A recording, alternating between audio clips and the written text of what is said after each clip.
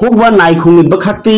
kaisabo chubacho nayawaino alo kaithaniwo kaham chasmung manka khoroksa hukba khlainai kokmanka Sandir Bazar bakhakti bogapha hukba naikungni bising khlainai Baikura Pochim Chorok bai amchai tongnai Sumon Debnath taklai alo kai amchai garangino jotoni mokol makaikha bini achasmungno nugui bini khetao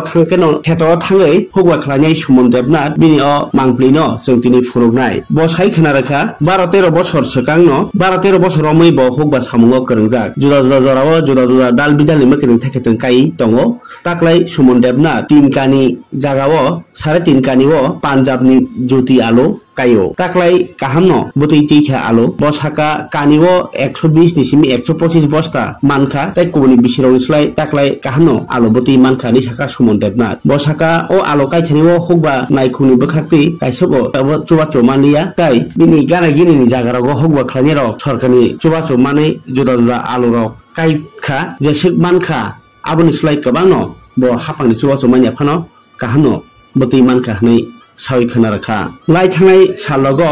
hukba montri ni amchai yono hukba rokno ti kaisa kok salemung pandabo songjagmani aro alo kainano ti no kaisa koklam pandabo ungo hukba montri ni thanio jora kok biti manei bo belai khatung jaka Sumon Debnath bo kha khlayo baskang salo hukba naikungtai hasta hapang mono hukba khlaithiro kahamno chubaso urwana hunai abagino hukba khlaithiro tebo kaham eri mannai ujri mannai hamkrai phaiye hunai hukba khlainai Sumon Debnath bo bekar sikla rokno bahanyo saka chakri no simi nasingei samungtang ya tongkhle jeng yakbuk jangnai pheba chakri naithok gotino o hukba rok khlaikhe kahamno rangthong ragi mannai nukung hukum khaimanai abo sikla rokno kobakha hukba khlaina bagei নামটা কি সুমন দেবনাথ কোন জায়গা এটা বগাফাই ডিসাব ডিভিশনের অন্তর্গত বাইকুরা পশ্চিম Charak by আপনি কত বছর যাবত কৃষিকাজের সঙ্গে যুক্ত আছেন তো 12-13 বছর থেকে এবছর আলুর ফলন কেমন হয়েছে টোটাল প্রতি কানিতে 120 বস্তা থেকে 125 বস্তা পাঞ্জাবের জুতি যেটা লাগিয়েছিলাম আর কি কতটুকু জায়গায় আপনি আলু চাষ করেছেন 3.5 কানি 3টা প্লট মিলে অন্যান্য বছরের তুলনায় এবার উৎপাদন কেমন হয় অন্যান্য বছর থেকে এই বছর উৎপাদন অনেকটাই ভালো তো আপনি কৃষি দপ্তর থেকে কি এই আলু উৎপাদনের জন্য কোনো প্রকার সাহায্য পেয়েছেন